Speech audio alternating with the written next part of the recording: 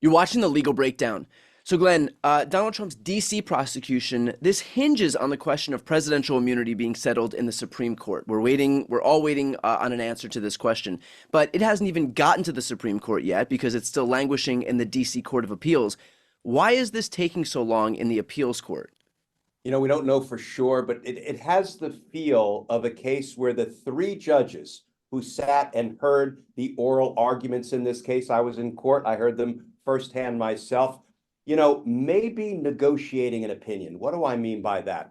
So I think in an opinion that is so consequential, like whether a president of the United States can be prosecuted for crimes he commits while in office, the three judges are going to want to not just get it right, but they're going to want their opinion to be as bulletproof as it can be.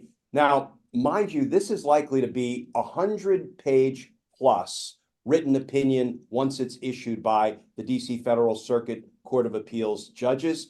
They are vetting every word, every footnote, every legal citation, heck, every comma, because they know this is going to be one of the most closely scrutinized legal opinions perhaps ever to come out of the DC Federal Circuit Court of Appeals. So it could just be hyper diligence.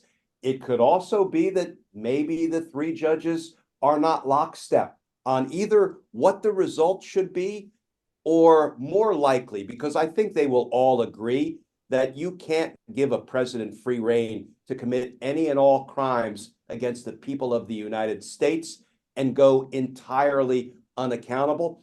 But it may be that they have different ways they want to get to that result. They want to rely on different legal rationales to get there, but they're probably also working hard to get one unanimous opinion. But let me tell you, Brian, there are times when three judges will get to the same result using three different lines of analysis. And you know what happens when the judges can't completely agree on how to get to that result? They will author three separate opinions. So the ruling that comes out of the court could be no presidential immunity, but we could see three lengthy, indeed 300-page plus opinions with each judge getting to that result by applying the law differently. So it's really hard to say what's taking them so long, but let's face it, even 3 to 4 weeks is not all that long. It's just that, there is a real urgency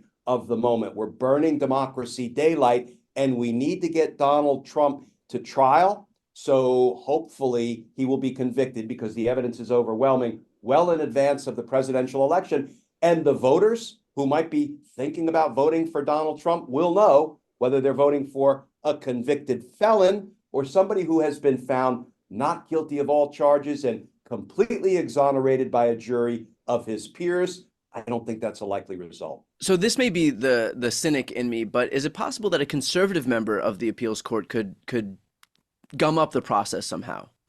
It's possible that any one of these three judges could have a different view than the others. I believe one was appointed by George H.W. Bush, but that, she's a judge who has had largely mainstream opinions throughout her career. But it's always possible that one judge, most likely the conservative judge, may have a different view than the other two. That could be a sticking point. But here's the good news.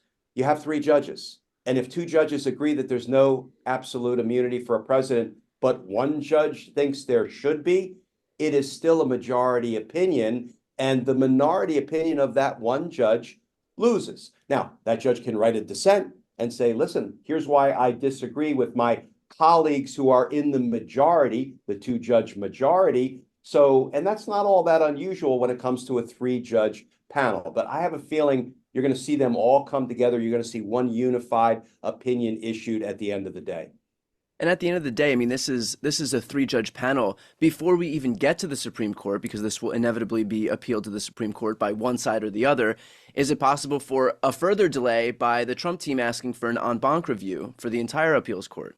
Yeah, it's more than possible. It's extremely likely. So what happens after we get the opinion from the three appellate court judges? Then Trump, assuming he loses, and I'm pretty sure he will, Trump will have the opportunity to file for an en banc review, which means all of the appellate court judges sitting in judgment of the case. It's like a rehearing, a second shot, a second bite at the apple. And there are 11 federal judges on the DC Federal Circuit Court of Appeals. Here's the good news, Brian.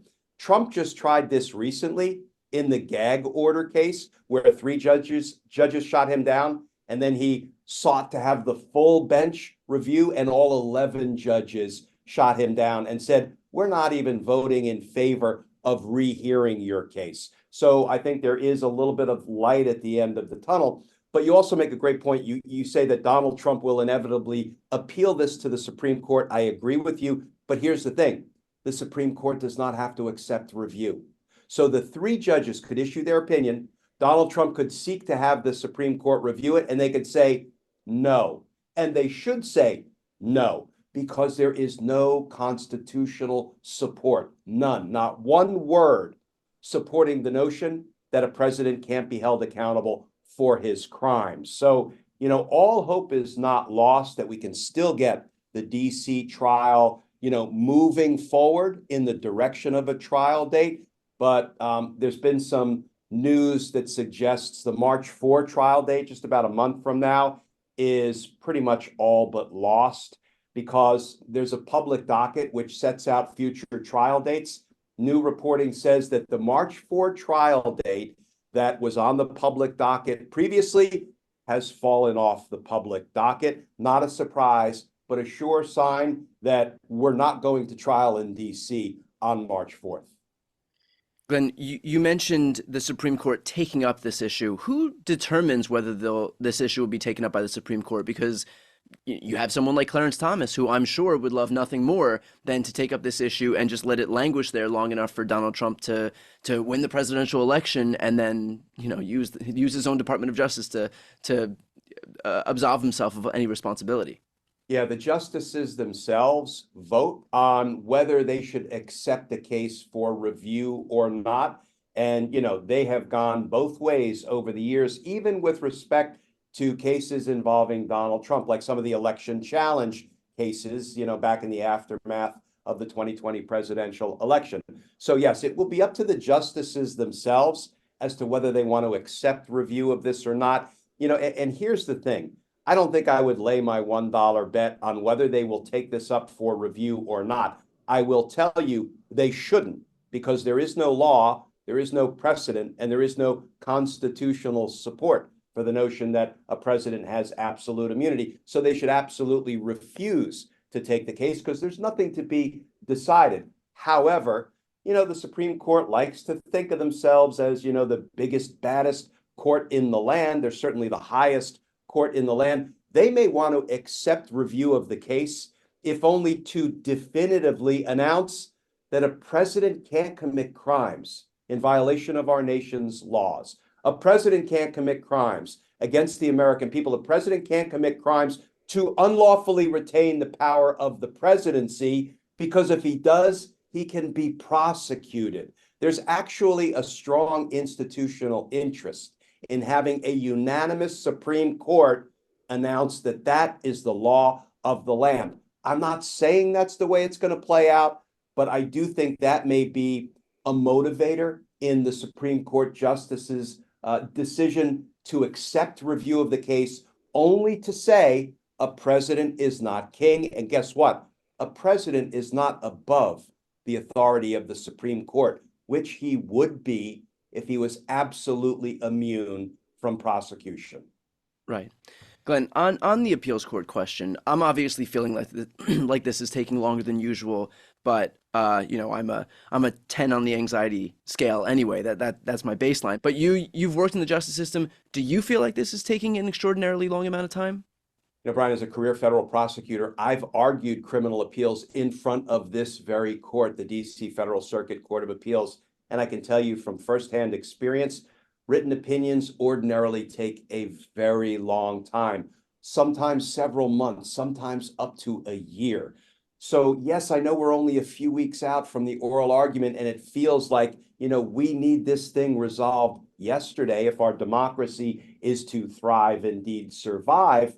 But it's not that unusual to have a delay of several weeks. Remember, the appellate court put this on a very expedited track just to get the briefs filed and to get the oral arguments held. So I don't think they're going to linger much longer. But let me tell you, sort of as a general proposition, waiting for 3 or 4 weeks for an appellate court decision is still considered light speed. Okay. All right. Well, obviously, we'll stay on top of this. And as soon as we get any update from this DC Court of Appeals on the question of immunity, we'll bring it to you. So for those watching right now, if you want to follow along, make sure to subscribe. The links to both of our channels are right here on the screen. I'm Brian Tyler Cohen. And I'm Glenn Kirshner. You're watching The Legal Breakdown.